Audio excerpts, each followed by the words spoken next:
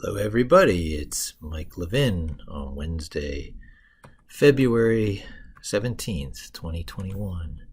And when last we left off, I had shown you how to put a graphics subsystem on the Windows subsystem for Linux, so that Linux software can come up with a graphical user interface in Windows 10.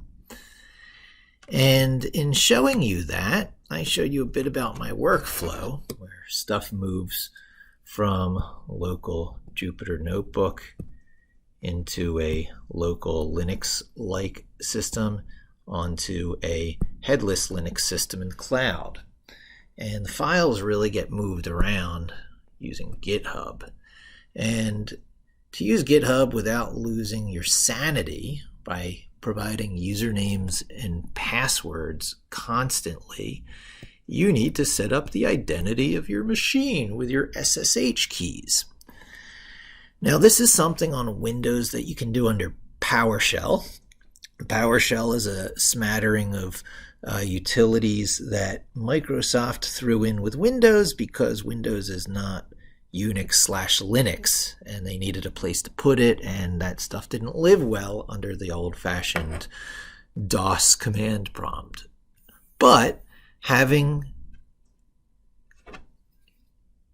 installed the Windows subsystem for Linux as we have, we should not have to resort to PowerShell for this sort of stuff. So what we're going to do is we're going to turn this journal into a repo on GitHub and make some edits and push those edits up and get rid of the need to provide usernames and passwords when pushing those edits up. Doesn't seem like it right now, but this might be one of the most important videos you've watched as a budding developer because it's about reducing friction to be able to do things sort of free flow. And whenever you have to stop to struggle with usernames and passwords when committing changes, and I'll show you what I mean by that. Every one of these green here is a commit. It's saying, take this code, make a copy so I can undo back to that point in that software. It's a version control system we're talking about here with Git and GitHub. So GitHub is actually the site that was bought by Microsoft in order to be part of the free and open source community. This is really where all the social activity goes on surrounding Git, the utility that was made to keep the Linux kernel collaborated on by Linus Torvalds. So anyway, this is my GitHub. There are many like it, but this one is mine. But we're not going to be doing it here. I set up another account for this purpose. I'm going to sign out from mine. Look at all that green there. So we're going to sign in under this other one I set up. And we'll go to its profile. And not quite so much there, right? But we're going to put our first thing there. And if I go to your repositories, you'll see Mike Levin SCO doesn't have any public repositories yet. So we're going to change that. We're going to change that by making this journal a repository. And this icon, you'll recall, double-clicking that brings up that journal. That is that journal on a shortcut. So we can right-click it, go to Properties, and then Open File Location. And then we'll see where it's located. It's in Documents Journal. And Documents is always in your Windows Home directory, right? So there's Documents. There's my Windows Home directory. So Documents Journal. That's that same location. And so I'll leave that open. I think I'm going to put that on the next window over because on this window, I want to bring up Ubuntu. This is a Linux terminal. This is like a Linux machine booting right here. And you'll see that it defaults me into the Windows Home directory. What does that mean? That means I can cd into Documents and I can cd into Journal. And I can do an ls, and I can show you that journal file sitting right there, journal.txt from the Linux side, just like you can see journal.txt from the Windows side. This is really cool. This is really significant because now you don't have to go on a hunt for a Windows version of Git. You can just use Git that's included with a system and have a very friction-free way of doing this stuff. There are other ways. You can get desktop Git clients on Windows. You can get Git in PowerShell for Windows. There's a lot of ways to go about this, but this is the main developer way, the path of least resistance. So I am going to, before I type it, I'm going to do ls-la to show you the invisible files in that directory. There are only two. Those are built-in ones that stand for current directory and parent directory. They're not really files, but if I were to do cd ... you'll see it just brings us up. It took us out of the journal directory. I'll cd back into journal, clear, ls-la, make the point again that there's nothing else in here. But if I do git init, just that, hit enter, you can see it initialized an empty Git repository in the location I'm at in what is an invisible directory where it keeps all its database stuff. ls-la to show the invisible stuff again, and now you've got this directory. I'm not going to go into it. There's no reason to go inside that directory, really. It's just a bunch of gobbledygook database stuff. But I am going to git add. If I do a git status, you'll see that there is an untracked file in here. It's in red. It's an untracked file, and there have been no commits yet. So I'm going to add that file. Git add journal.txt. If I do a git status again, you'll see now there has been a new file added, but there have still been no commits. Okay, so we'll do our commit. It's not on GitHub yet, and it still won't be on GitHub even after a commit. This is all being done local on my local machine. You'll see when it gets pushed to GitHub. Git add, and as opposed to some other commands that don't let you combine the arguments, I'm going to do git add all files in that directory and add a message to it. Other utilities might make you break your arguments into two switches, but Git lets you combine them into one switch, and I'll call it my first commit. Okay, I did something wrong. Git add am my first commit. Oh, git, it's not add, it's git commit. Okay, I'll still keep this video. So you can see, it added, the file. It shows you how many lines are in the file. Now if I did a git status, you can see working directory clean. It's in there. But it is still just on my local machine. It is not actually on GitHub yet. If I were to do a refresh here, still no repos. So let's make a new repo. You can either do it here since we're in the repo location, or you can do it here plus new repository. And I'll make it public. That's fine. I'll give it a name. I'm going to use the same name as the directory name on my local machine. Description, blah, blah, add files, don't need to do it. And I'll create that repository. And you'll see it gives some instructions here. And if I were to do a refresh on that screen, you'll see that these instructions stay up. Now, if you were ever, paying attention to save yourself grief, now is the time to do it. It has defaulted to the right thing, but you have to really make sure that SSH is selected. If you don't do SSH, then you will be prompted for your username and password every time you try and move files around using GitHub. So you really want to make sure you're on SSH. If you're on HTTPS, you can see how this changes. See how that has HTTPS there? That also means you will be challenged for username and passwords. Switch to SSH, and it becomes git at github.com/username/repo. So we have done a lot of this. Create the file, initialize the repo. We didn't add the README. We don't really want to. We did our first commit. Yeah, we're going to make the branch into the main branch. Okay, so this is the first thing we haven't really done. It's still going to be a change that stays local on our machine. We're just saying, hey, this is the main branch because there's all these branching features. Okay, that's one of the important things. And then another important thing is this one here, which adds the remote origin. This is the URL. This is the address for your repo. So you pick that up, you paste that in. Okay, and then the final thing, we'll push it up to GitHub.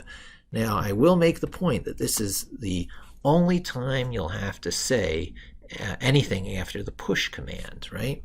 Otherwise, it's just going to do a default push on whatever branch you're on, but because we're just establishing it, you do have to git push -u origin main.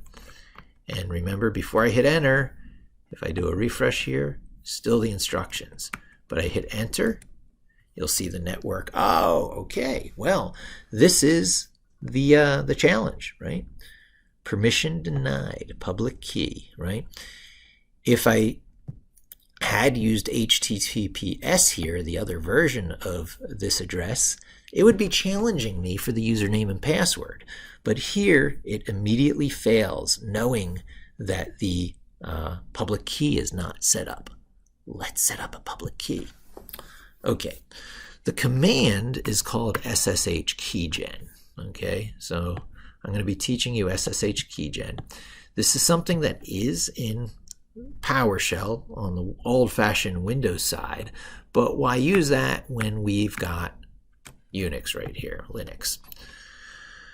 But you have to make your key in the right location, not this location here. We happen to be in this wonderful tabbed terminals thing, so I'm going to do Control-Shift-T. I get another Ubuntu tab. Look how fast that came up, right? So this is a tabbed terminal program. And I am going to CD. This is defaulting to my Windows home. You can tell that because /mount/c users and then your username. I want to CD to my Unix home, which the shortcut notation for is ~/, but you might as well know that's the same thing as home/ your username, which right now for me is Ubuntu in this Linux session. So you can see that there, home Ubuntu, that's your home directory. And if I do an ls there, nothing. But if I do an ls-la to see all the invisible stuff, tons of stuff. In fact, there is my SSH directory, which I had created a little bit earlier, but by default that's not there. So I'm going to remove it for a second.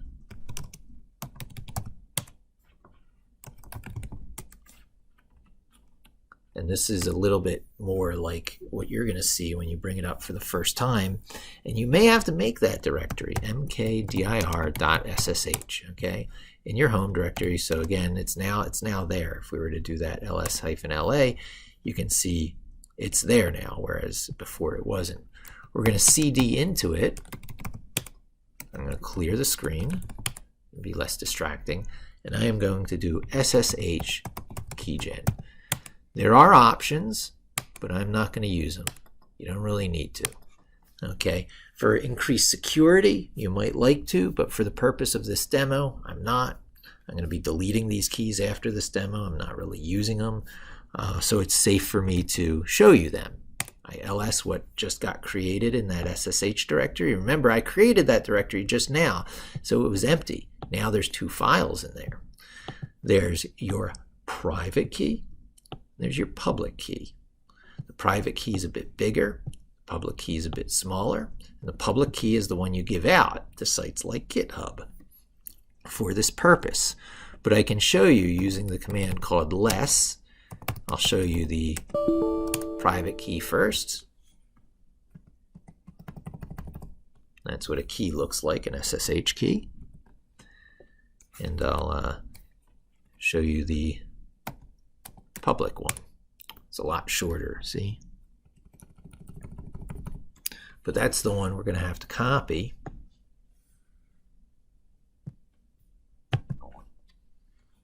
And again, if you're not familiar with this, if you're just using Microsoft Terminal for the first time, when you highlight something using the left mouse button or the left side of your touchpad, and then you right-click or touch double-click or two-finger click on the right side of your trackpad. I don't even know if it's two-finger. I got old Mac habits lurking around too. I do things that work on both platforms. You now have it in your copy buffer. Why do you have it in your copy buffer? Because over here on GitHub, you want to go into your settings, your account settings, not your repo settings. So you go into your account settings there in the upper right, and you'll find this SSH and GPG keys spot. And you can see I don't have any keys set up, which is what's responsible for this attempt to push being rejected, right? Most people by this time have accidentally used the HTTPS here and just concede to typing in their username and password every time they do a git commit and push username password, and it dissuades them from using this as the sort of muscle memory habit that they should. In order to make Git part of your everyday life, you create a new SSH key. You paste your public key in there.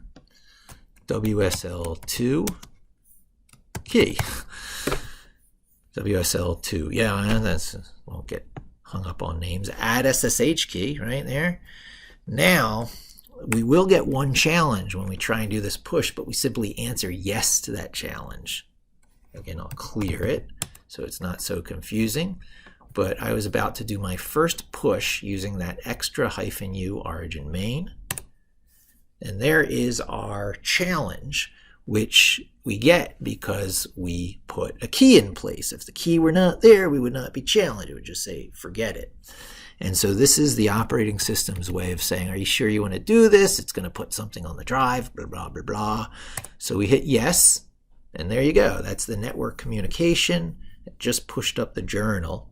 And we can go over here, and we can do a refresh. I surfed away from that thing, so it's not as good of a demo where I just do the refresh. But you remember where those instructions were being given on that repo we were setting up right here? The instructions are still there. No, that's new. This is where it was. This is where the instructions were, okay? And they're only still there because I was using the forward and back to navigate. If I do a refresh, bam, there's my repo, my first commit. We can look at the file. It's the whole file, the whole journal that you've seen me doing there. We can look at the raw file. There's a way to get into that raw file from back out here. Oh, I guess that's from in there.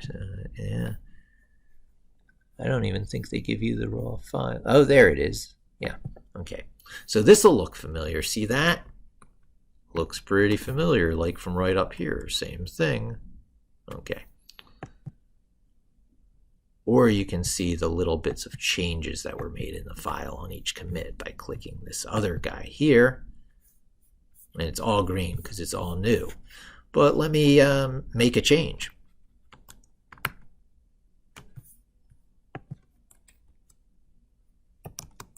An edit. Okay, so I just made an edit and saved it. Git status. Oh, it knows the file has been modified. See that? Git commit. My second edit. Well, maybe it's my first edit, it's my second push, but you get the idea. I go back out here. I do a refresh. Oh, I didn't do a... What did I do here? Git commit. Yeah, I did a git commit, but I didn't do a push, right? Git push, and as promised, you don't have to do all that extra stuff after the push. You just do git push. There's the network communication, giving you a little bit of statistics about the push. You go back over here, you refresh, and you see there's my second edit. And now if you click into that, you can actually see the second edit. You can see the new line added in green. And if lines were deleted, those lines would be in red. So now you're using GitHub. And the important thing to remember here is you make an edit. I'll add that one, and then I'll delete this one so you can see a little bit of red. save. You do a git status. You can see it's been modified. Git commit, git commit. My third edit.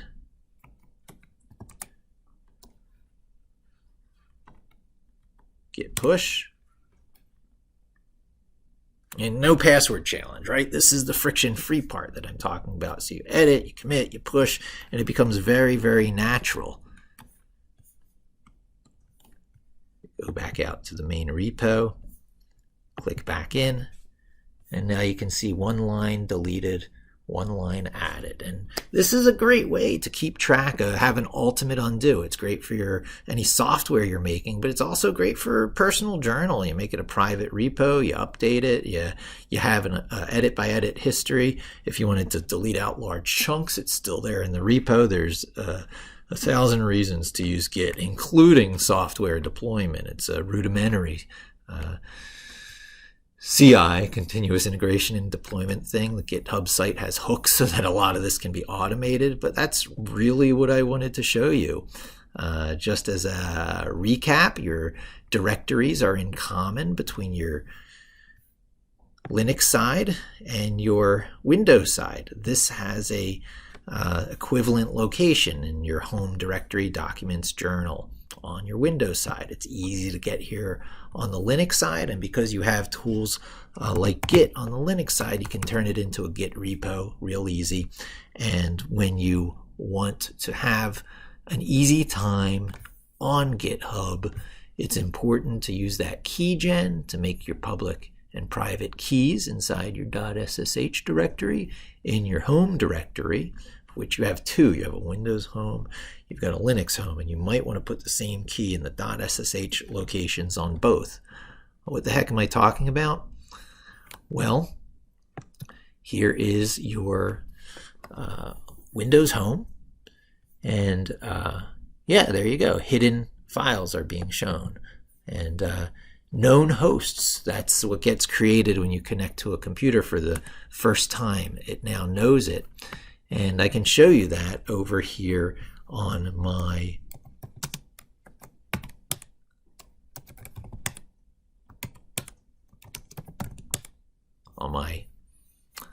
Linux home. I'll go into there, cd.ssh ls, and there are both my keys, but now there's also the known host file. Since I have connected to GitHub, it is a known host. So I can do a less of known hosts, and you see what gets created on this side. It gets the keys of all the known servers, the public keys of all the known servers I connect to, put in here. Are these the same thing? They look like, no, they're different. I'll have to figure out why I have two known hosts here, but the one of them is certainly the public key of GitHub that I just connected to. So what else? What else is there to say or describe here? That's pretty much it. We have covered SSH keys and how your life can be much, much simpler now interacting with your own repos and public repos in GitHub, because you won't have to be typing your username and password with every push. Thanks for joining me. Hope to see you again soon. And don't forget to subscribe.